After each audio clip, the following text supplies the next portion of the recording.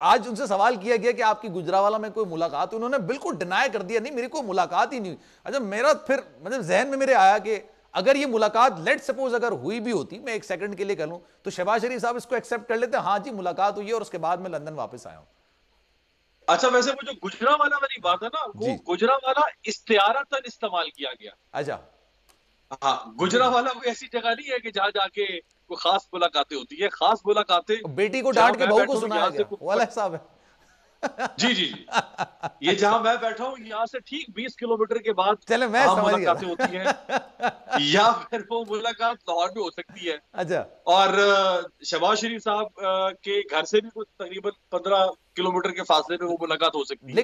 لیکن جو تو ایسی ملاقات وہ نہیں ہے کہ جس کے آپ کی لیے بات بالکل درست گجرانوالہ ہے، جانا لیکن پڑے۔ اگر یہ ملاقات کا بھی پھر کوئی اثر و رسوخ نکلا نہیں نا، مطلب ایک ہوتا نا کہ اس کا کوئی رزلٹ نکلتا ہے۔ نواز شریف صاحب نے جو پہلے بات کی تھی، آج اس میں ایک نام مائنس کر کے انہوں نے پھر سے وہ بات کر دی کہ بھائی احتساب ہونا چاہیے۔ سابق ڈی جی آئی کا بھی نام لیا انہوں نے، سابق آرمی چیف کا بھی نام لیا، سابق چیف جسٹس کا بھی نام لیا انہوں نے، ایک کا بس انہوں نے مائنس کر دیا۔ تو معاملات تو پھر وہی ہیں، مطلب اس کا مطلب میسج ڈیلیورڈ ہوا ہے نہیں۔ سلمان، میرا خیال ہے کہ آج انہوں نے 2 نام مائنس کیے ہیں۔ اچھا انہوں نے آج نہ تو جنرل باجوہ کا نام لیا ہے، نہ انہوں نے جنرل فیض حمید کا نام لیا ہے۔ انہوں نے سابق چیف جسٹس ثاقب نثار کا نام لیا ہے، سابق چیف جسٹس آصف سعید کھوسہ کا نام لیا ہے، اور شیخ عظمت سعید صاحب کا نام لیا ہے۔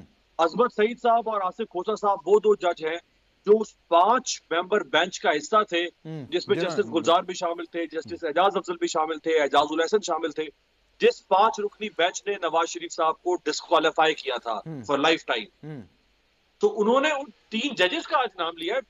جہاں تک میں نے دیکھا انہوں نے جن کا انہوں نے احتساب کرنا تھا ان کا تو نام بھی لیا انہوں نے۔ اچھا آج نہیں لیا، اس کا مطلب میسج ڈیلیورڈ، آپ ہی کہہ رہے ہیں میسج سینڈ اینڈ ڈیلیورڈ۔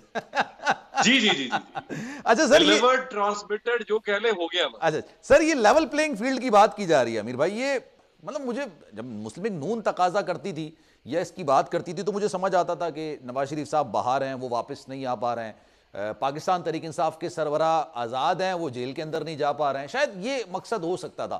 اب یہ لیول پلینگ فیلڈ کو اگر ہم ڈسکرائب کریں تو اس کی ڈیفینیشن کیا ہوگی جو پیپلز پارٹی تقاضا کر رہی ہے؟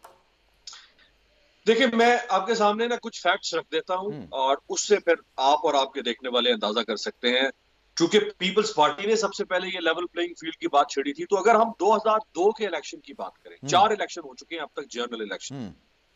2002 کے جنرل الیکشن میں پنجاب اسمبلی میں پیپلز پارٹی کی سیٹیں تھی 69، 69۔ 2008 کے جنرل الیکشن میں پیپلز پارٹی کی سیٹیں تھی کوئی 93 یا 92 شاید۔ امیر بھائی اگر آپ ناراض نہ ہو سر، میں چاہوں گا یہ اپنی ڈیٹیل میں ایک بریک اگر میں لے لوں